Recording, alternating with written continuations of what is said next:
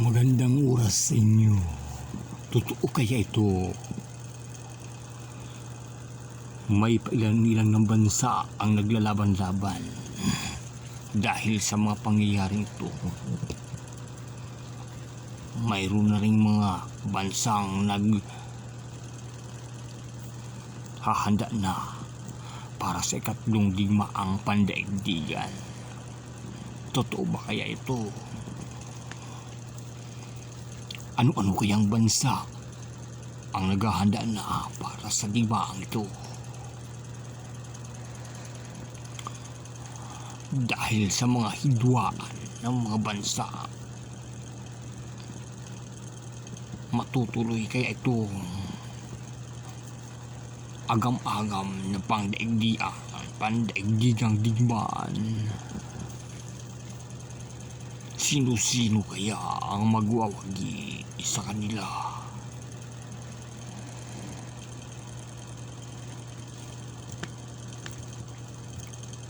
Kung matutuloy ang mga digmaan na pandaigdigan, ano kaya ang mangyayari sa mundong ito? Kung kayong tatanungin, ano ang gagawin nyo kung mangyari ang digmaang pandaigdigan sa mundo?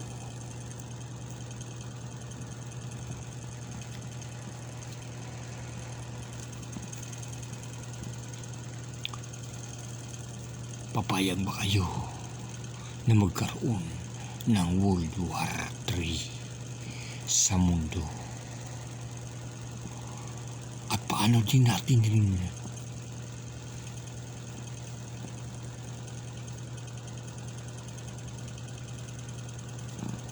malalaman kung magkakaroon nga ng digmaang pandaigdigan?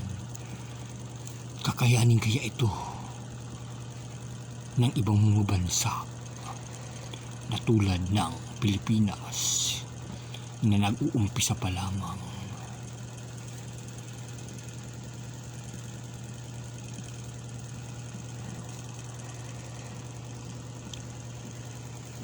Na mangalap ng mga kagamitang pangdigma. Ano-ano kaya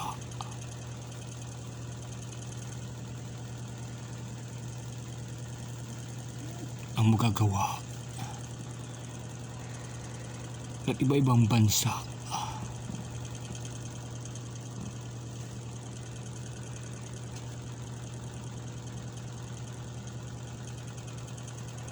para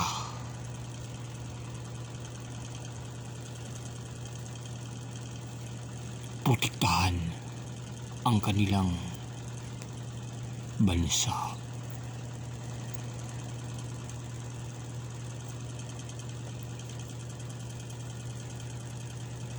Yan lamang ang mga ilang katanungan kung sakali magkaroon ng digmaang pandaigdigan.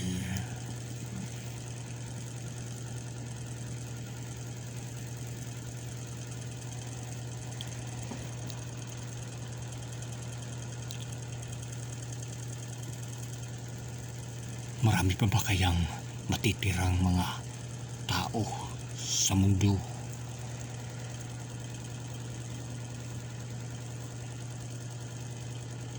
Ano pa ang mga pangyayaring magaganap kung magkaroon ng digmaang pandaigdigan? Mabubuhay pa ba kayo kung sakaling ang magkaroon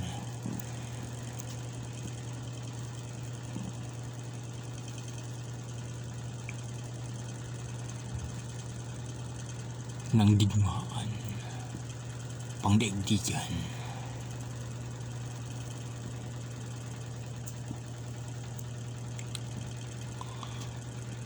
Ano kaya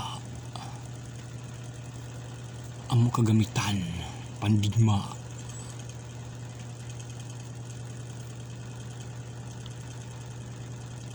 ang maririnig natin.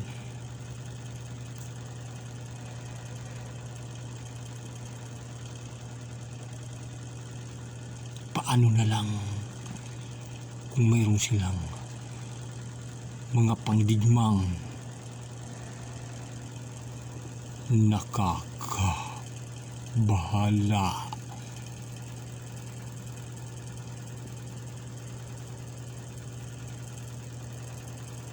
sa ating kalusugan.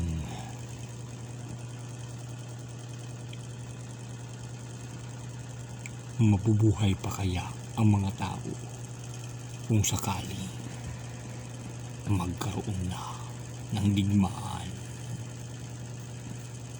sa ating mundo?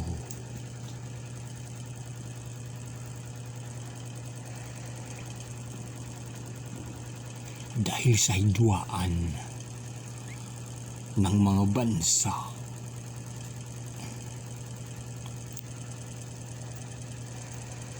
sila'y naghahanda na para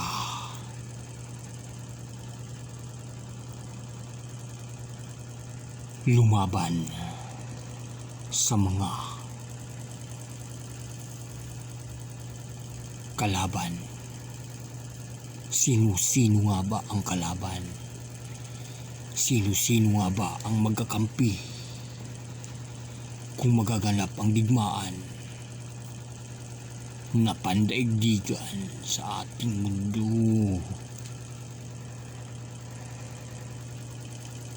Sino-sino kaya ang papanigan ng ating bansa